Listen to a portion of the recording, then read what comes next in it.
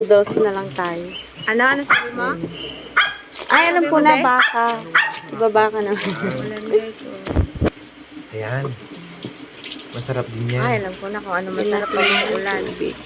Pag ulan, masarap pag spicy, Yung mga yun, hot, nakikita mo ba? beef, mami. Tapos kuha ka ng malunggay, daddy, ha? Kahit isa lang din.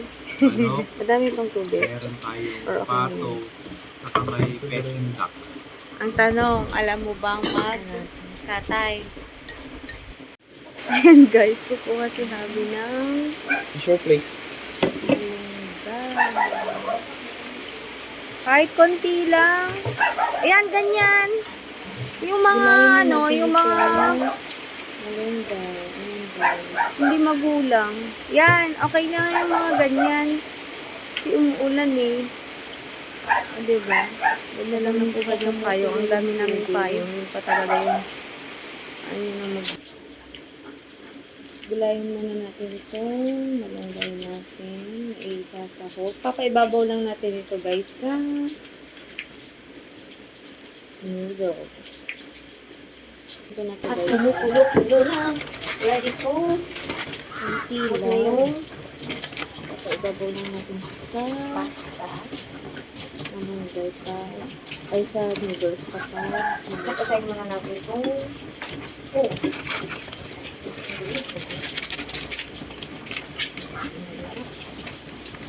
Para sa malamig na panahon. At dahil hindi naman kami makalabas, Ay, minaw na ng sandaan na din guys. para bumili ng pagkain, kung ano na lang yung nasa paligid, yun na lang yung iluluto natin. At wala naman kaming pagkain na stock. Hindi kasi ako nag-grocery, guys. Hindi ako pala grocery na tao kasi wala naman ako i-grocery. Ganon yun. Diba? Hindi tayo mayaman. Ayan.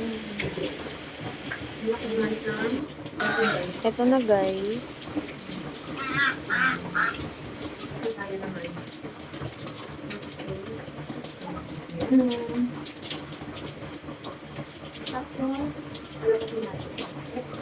Yan, ilalagay na natin itong malunggay. Then, ready to eat na. Yan guys, tayo cook na malunggay.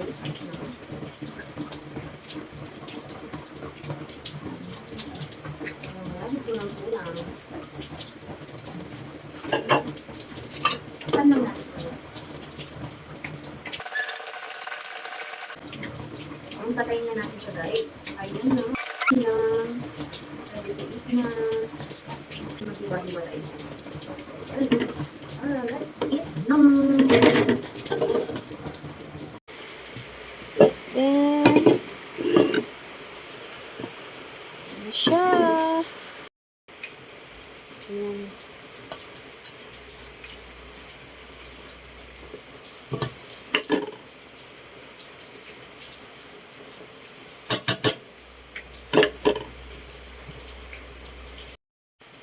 Pilitan natin yung pang ano guys at pang messy. Ano lang. Pagsabaw yun. Diyan! Ito ang gagamitin natin kapag kukuha tayo ng sabaw. Ayan. Wait lang. Ito naman sa isang plate.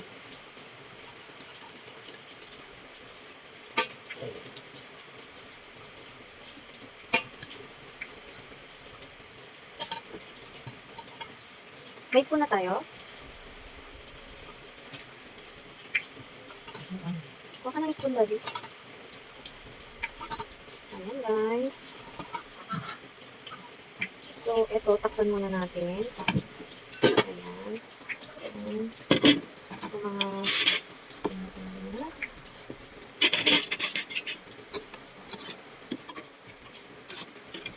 Ayan, ready to eat na. Kain na tayo, guys. Ito yung pagkain natin yung nilito ko. Ano guys? Ayun, umuusap pa, guys. Let's eat. Ito na yung breakfast natin kasi hindi tayo mayaman. Diba?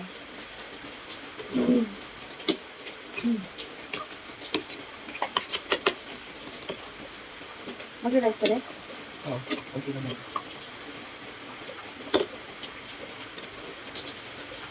Gamitin ko. Dito tayo. Ayan. Nahulog yung baso. Nais ko ulit. Ano yun? Match naman sila.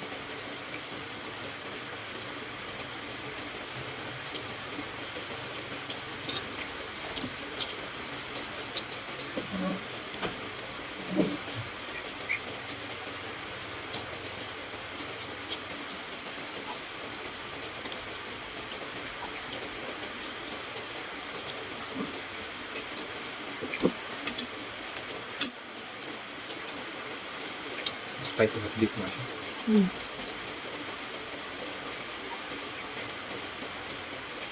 Meron akong hindi natanggal. Tanggal na. Ba na malugay? Goods, ano yun? Ulan? Lakas.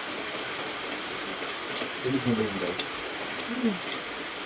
Yung signal tayo? Signal number 1 na naman train. Ingat ang lahat guys. Ito lang yung ano talaga. Kapag di ko nag-stock ng pagkain pagdating ng bagyo, Doon. wala kang makain. Pero sa atin, may manok naman tayo sa lapat. Oh, yun na nga. Mayroon na tayong mga manok pato. Hindi mo naman alam magkatay.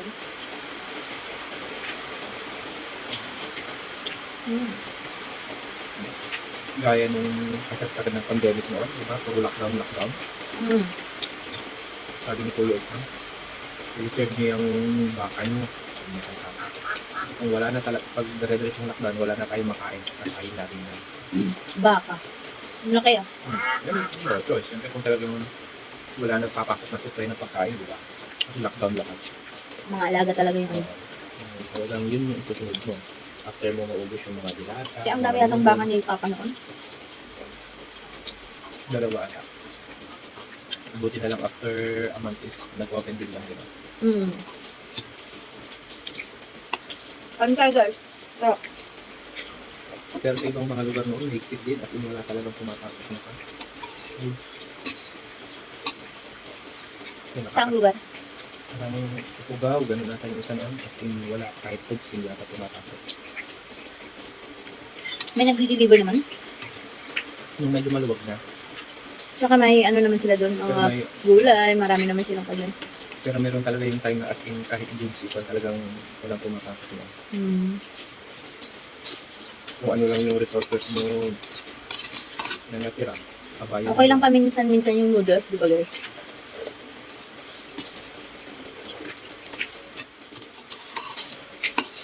Grabe, busog na ako yun lang